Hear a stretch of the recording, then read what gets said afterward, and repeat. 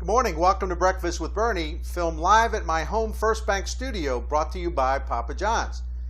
Better ingredients, better pizza, Papa John's. All right, today a comment on the Blues, and just a warning, I don't plan on being real polite.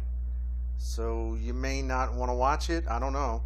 After the Chicago Blackhawks rallied from a goal down very late in Game 6 to win at Boston and capture their second Stanley Cup in 4 years, I received a sincere note from a reader who happens to be a devoted Blues fan. This is what he said, and I quote, "Bernie, the final minute 30 of that game should be required viewing for our entitled Blues players. You talk about relentless, guts, and grit, and never say die. Jonathan Toews of the Blackhawks was incredible. What a leader. Our Blues have no idea what it takes to win it all. How do we inject a similar work ethic into them?"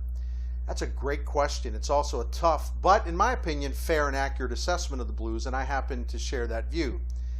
I'll explain why in a moment, and yes, I'm going to vent, but before I get mad, let me be nice. The Cardinals won in Houston, so Papa John's will give you 40% off the regular menu price items today. All you have to do is order online at papajohns.com, and also, don't forget, enter the promo code CARDSWIN. As a bonus, Papa John's will donate 10% of your order sale price to the Siteman Cancer Center. Now, back to the Blues, and I'm a little blue in the face. Frankly, I'm tired of the celebrity culture that has seeped into the Blues team. The celebrity culture, in my opinion, that will only hold this team back. Blues players have put together a couple of pretty good seasons, really good in some ways, only to flop in the postseason, and yet they are treated like hockey gods in this town.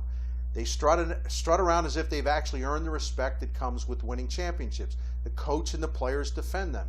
And you wonder why this team grows faint in postseason games that really matter? Really? You wonder why teams like the Kings and the Blackhawks are willing to grind and push and summon that extra mental toughness, even if it takes all night to win a crucial postseason game that's on the line? Look, the Blues have no reason to feel as motivated as those teams. All they need to do is play pretty well, smile for the cameras, look handsome. That's good enough for most people. The little darlings are patted on the back and told how great they are. And then people, on top of that, line up to make excuses about how the franchise lacks money, how they can't do this, they can't do that. Poor Blues. Look, there's some truth in that. The Blues do have financial challenges, there's no question. But it's also true that they overpay some players that don't deliver in the postseason, and that's where the real money is earned. So let's stop it right now. We've become enablers. And yes, oh, by the way, I've been guilty of that too. Something has got to change. Respect must be earned, not given. And if it doesn't change, if the Blues continue to be flashy outside and hollow in the core, they'll be shoved out of future postseasons.